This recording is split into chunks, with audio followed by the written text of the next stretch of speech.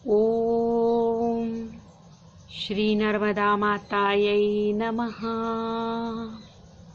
नर्मदे हर नर्मदे हर, हर हर नर्मदे माँ, हर हर नर्मदे। बलगांव घाट तीर्थ के बाद में खलघाट है और खलघाट से 7 मील चलने के बाद वरखड़ संगम है, जहाँ पर 11 लिंगी तीर्थ है। खलघाट धार जनपद में है और निकट ही कठोरा ग्राम है। कठोरा घाट के सामने धर्मपुरी द्वीप है। कठोरा ग्राम से 6 मील आगे ब्राह्मण ग्राम है, जहाँ ब्रह्मावर्त तीर्थ है। ब्राह्मण ग्राम इंदौर जिले में ही है। इसका नाम ब्रह्मावर्त क्यों पड़ा? इसकी रेवा खंड में कथा है कि इस स्थान पर भगवान ब्रह्मा जी सदैव निवास करते हैं और वहाँ पर ब्रह्मेश्वर के नाम से, गुप्तेश्वर के नाम से भगवान शिव जी है। यह ब्रह्मावर्त क्षेत्र अत्यंत परम पावन माना जाता है और यहाँ पर रुद्र भगवान की आराधना अत्यंतिक महत्वपूर्ण है। यह ब्रह्मा, विष्णु, महेश तीनों ही देवों का निवास माना जाता है। इस स्थान पर पितृतर्पण और ब्राह्मण भोजन का बहुत अधिक महात्म्य है। इस स्थान पर रहकर सदाचार पूर्वक किए हुए जप का कई गुना फल प्राप्त होता है। इसके समीप ही पत्रेश्वर सुकेश्वर शंकर जी है। इस भगवान पत्रेश्वर शिव जी की स्थापना चित्रसेन गंधर्व के पुत्र ने की थी। इसके संबंध में एक कथा है। चित्रसेन गंधर्व देवराज इंद्र का मित्र था और चित्रसेन का पुत्र पत्रेश्वर दिखने में अत्यंत सुंदर था। वैसे ही गंधर्वगण यह सबसे अधिक सुंदर होते हैं, पर पत्रेश्वर तो सभी गंधर्वों में भी सबसे सुंदर था। एक दिन इंद्र तथा अपने पिता चित्रसेन के साथ यह पत्रेश्वर शिवजी की सभा में गए। उस समय शिवजी की सभा में स्वर्ग की परम सुंदरी अप्सरा मेनका नृत्य कर रही थी। मेनका के सौंदर्य, माधुर्य, लावण्य को देखकर पत्रेश्वर काम पीड़ित होकर उन्मत्त हुआ। तब देवराज इंद्र ने उसे शाप दिया कि तूने यह कामोन्मत्त होकर मर्त्य धर्मा मनुष्य के समान आचरण किया है, इसलिए जा, अभी तू मर्त्य लोक में निवास करेगा। यह शाप सुनते ही पत्रेश्वर को अत्यंत शोक हुआ।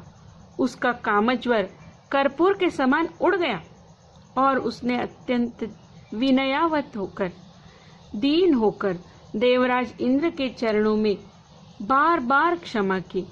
अत्यंत विनीत भाव से उसके बार बार क्षमा याचना करने पर उसकी प्रार्थना से द्रवित होकर इंद्र ने कहा, देखो, मर्त्यलोक में तो तुम्हें जाना ही पड़ेगा, परंतु मर्त्यलोक में शिव तनया श्री नर्मदा जी है। उनकी महिमा अपार है। तुम उनके तट पर रहो।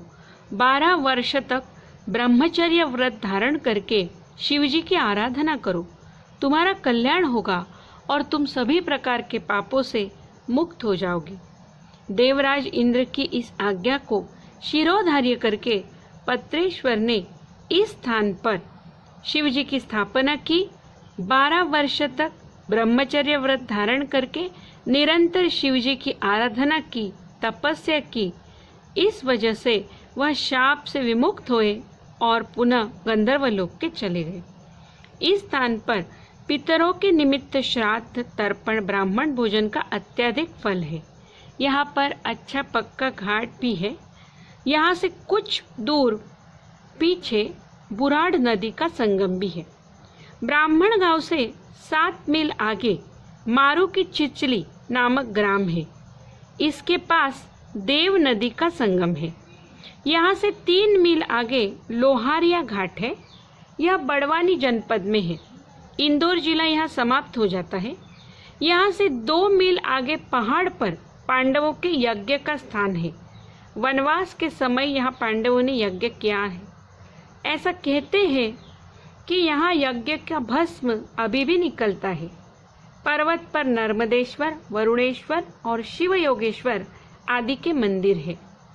लोहारिया घाट से 3 मील आगे केसरपुरा नामक ग्राम है। यहाँ नाहिली नदी का संगम है। यहाँ से 1 मील आगे मोहीपुरा ग्राम है।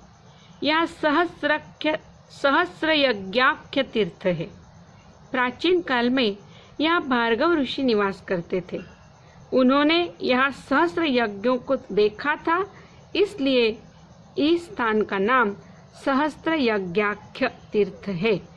यहाँ पर देवकर्म, पितृकर्मों का बड़ा ही महात्म्य है।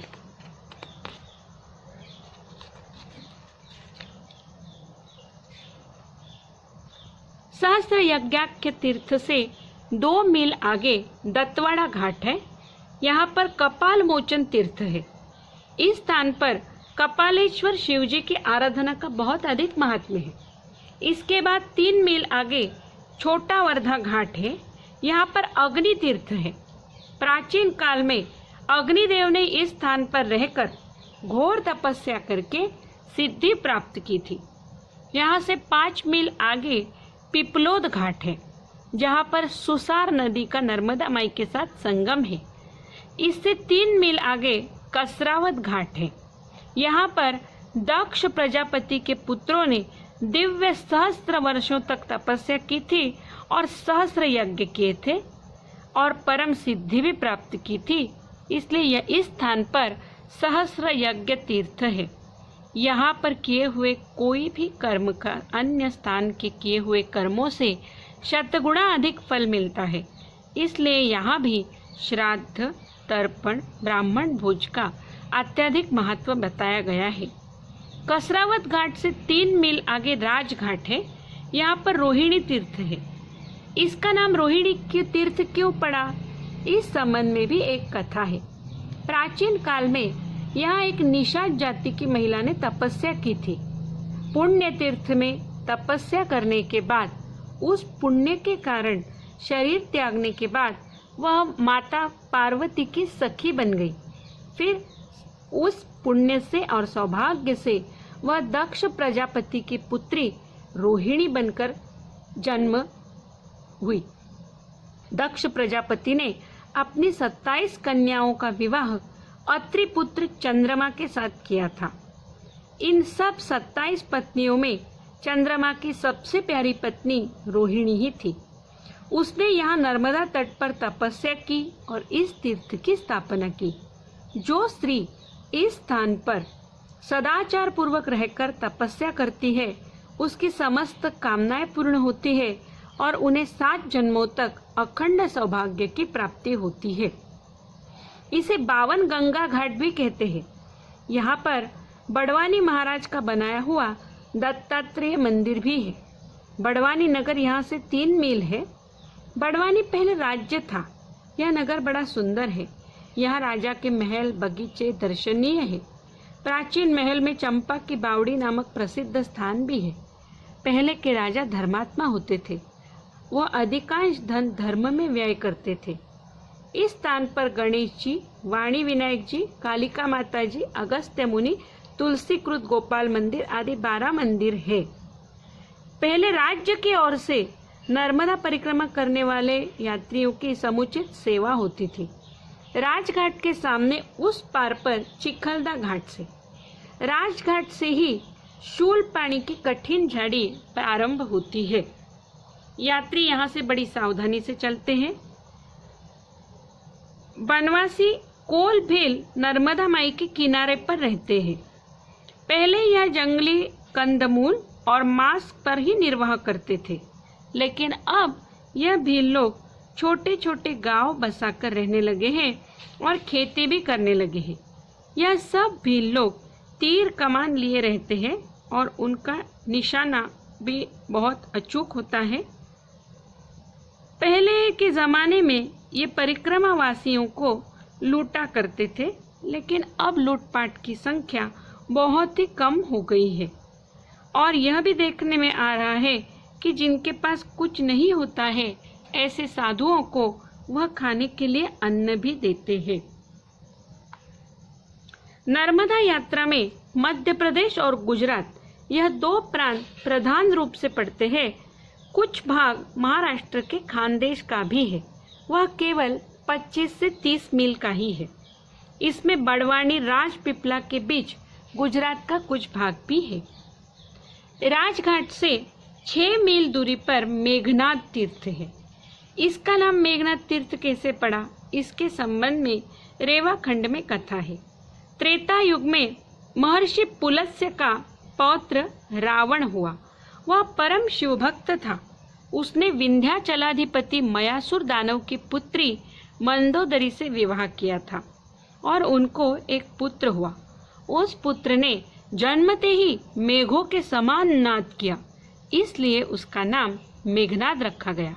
मेघनाद अपने पिता के ही सदृश महान शिव भक्त था। उसने विंध्य पर्वत पर घोर तपस्या की और शिवजी की आराधना की। उसकी इस कठोर तपस्या से तुष्ट होकर आशुतोष भगवान शिवजी उसके सम्मुख प्रकट हुए और वर मांगने को कहा। तब मेघनाद ने उनसे वर मांगा कि मेरी भक्ति सदैव आप में रहे, मैं सदैव आपकी सेवा में ही संलग्न रहूं। इसके इस वरदान मांगने से प्रसन्न होकर शिवजी ने उसे पूजा के निमित्त 2 शिवलिंग दिए। मेघनाद उन्हें लेकर आकाश मार्ग से प्रसन्नता पूर्वक लंकापुरी जा रहा था। जब वह इस स्थान से गुजर रहा था, नर्मदा जी को पार कर रहा था, तो उसके हाथ से एक शिवलिंग छूट गया और नर्मदा जी की धारा में गिर गया। इसे नर्मदा जी की कृपा समझकर उसने उसी स्थान पर उस शिवलिंग की स्थापना की। तब से ही यह तीर्थ मेघनाद तीर्थ नाम से विख्यात हुआ। इस स्थान पर श्राद्ध, तर्पण, ब्रह्मभोज का अन्य स्थानों से शतगुणा महात्म्य बताया गया है। मेघनाद तीर्थ से 2 मील आगे जाने पर भौती ग्राम का घाट है। गौरवार्ता, गोई गोयत जिसको बोलते, नदी का संगम है। जिस दिन चतुर्दशी मंगलवार के दिन पड़ती है, वहाँ पर यहाँ इस स्थान पर ऐसी तिथि पर पूजन करने का, भजन करने का, स्नान करने का बहुत बड़ा महात्म्य है। यहाँ पर अंगनेश्वर शिवजी का स्थान है। इस स्थान पर स्नानादि तथा अपने स्वधर्मानुसार कर्म करके सहस्त्र धेनु दान का महात्म्य बताया गया है। इस स्थान को मनोरथ तीर्थ भी कहते हैं। ओम श्री नर्मदा मातायै नमः। नर्मदार्पणमस्तु।